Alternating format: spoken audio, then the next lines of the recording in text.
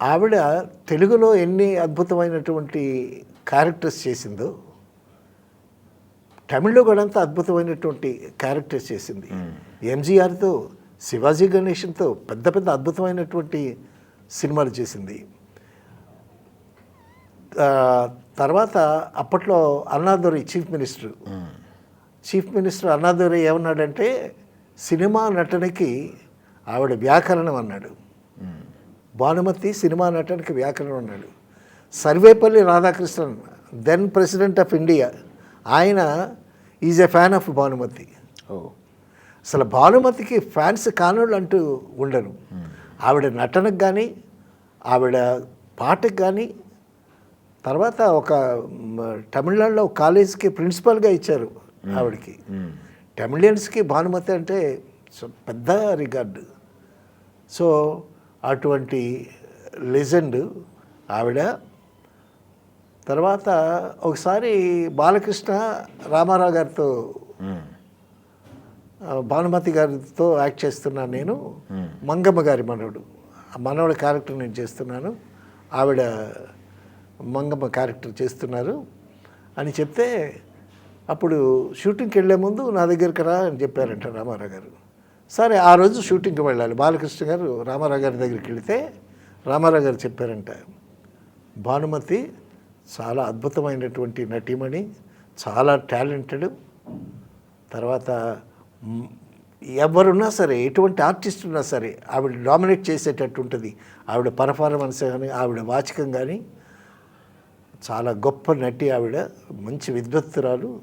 కాబట్టి ఆవిడ దగ్గర చాలా జాగ్రత్తగా, ఒబీడియంట్గా, వినమ్రంగా ఉంటే ఆవిడ దగ్గర నుంచి మనం నేర్చుకోవాల్సిన విషయాలు చాలా ఉంటాయి అని ఆవిడతో చాలా చక్కగా ఉండు అని చెప్పి పంపించాడు.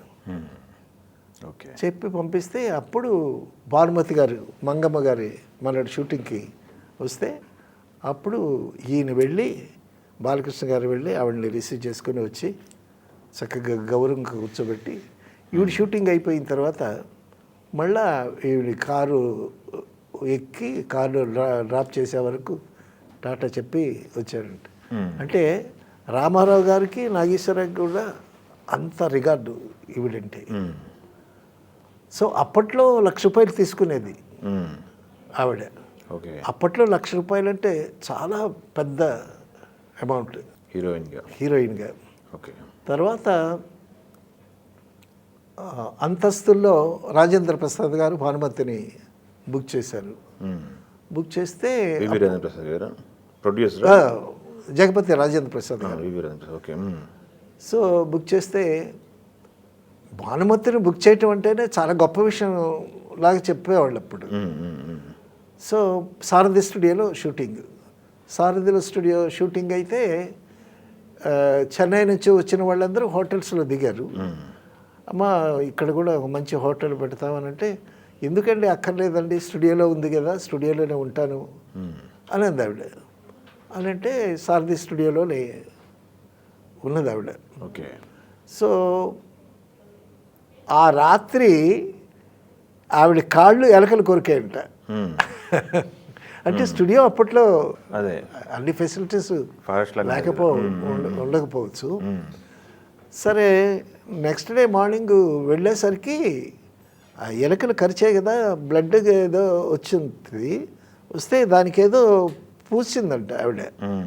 ఏంటమ్మా ఇదేనంటే ఇట్లా ఎలకలు కొరికాయని తెలుసుకుని, అయ్యో ఎలకలు కొరికాయా, హోటల్లో ఉంటే పోయేదమ్మా అది ఇది అని చెప్పి, మరి ఇవాళ షూటింగ్ క్యాన్సిల్ చేసేస్తానమ్మా, మీరు రెస్ట్ తీసుకోండి అది ఇది అని అంటే, ఎలకల కోసం షూటింగ్ క్యాన్సిల్ చేస్తానండి, పర్వాలేదు అని చెప్పి.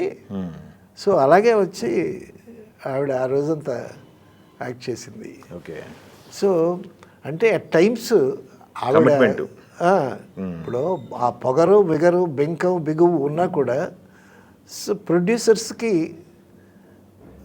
వాళ్ళ లాస్ కదా. ఈవిడ స్టూడియో షూటింగ్కి వెళ్ళకపోతే అక్కడ చాలామంది ఆర్టిస్టులు waiting, call sheet burning. So producer సౌలభ్యం కూడా చూసేటటువంటి మనస్తత్వం ఆవిడది.